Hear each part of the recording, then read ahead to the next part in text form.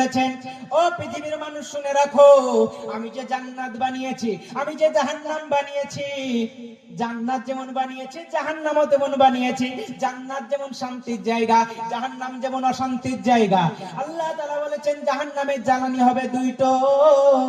জাহান্নামের জ্বালানি কয়টা? দুটো। এক নম্বরে জাহান্নামের জ্বালানি হবে আপনারা এবং আমরা, জাহান্নামের জ্বালানি হবে মানুষরা।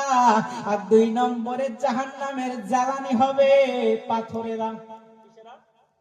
পাথর, পাথর, যে পাথর দিয়ে আপনি ঘর বানান, যে পাথর পাহাড়ে থাকে, ওই পাথর হবে জাহান্নামের জ্বালানি। পাথর যেদিন থেকে শুনেছে এই জাহান্নামের জ্বালানি আমাকে হতে হবে, আমি কি দোষ করলাম গো আল্লাহ? পৃথিবীতে তো অনেক সৃষ্টি আছে, গাছ আছে, পশু আছে, পাখি আছে, অনেক কিছু আছে, কিন্তু তারা তো জাহান্নামের জ্বালানি হবে না, আমরা হব জাহান্নামের জ্বালানি।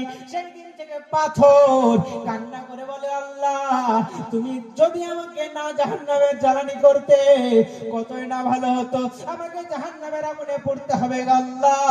তাই বলে কান্না করতে থাকে।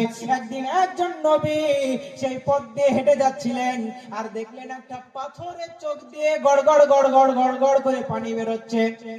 নবী থমকে দাঁড়িয়ে গেলেন, গিয়ে বলছেন, হে পাথর তুমি কান্না করো কেন বলো? পাথরের কি জবান আছে নাকি? সঙ্গে সঙ্গে আল্লাহ তাআলা পাথরের জবান খুলে দিলেন।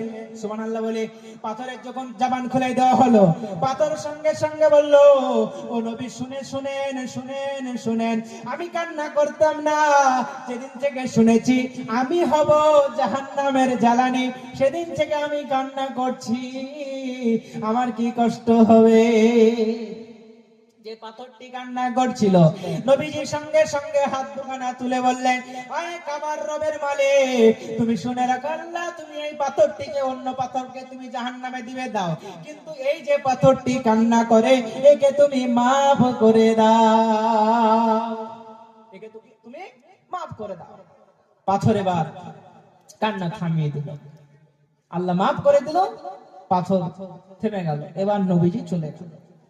নবী যখন ওই রাস্তা দিয়ে চলে গেল, অনেক দিন পর, অনেক বছরের পর, হাদিসের মধ্যে এসেছে, নির্দিষ্ট কোনো টাইমের কথা উল্লেখ নাই, বলছে অনেক দিন পর যখন ওই রাস্তা দিয়ে উনি আবার যাচ্ছিলেন, নবীজি আবার যাচ্ছিলেন, যাওয়ার সময় দেখলেন ওই পাথরটি আগের তুলনায় এখন বেশি বেশি কান্না করে।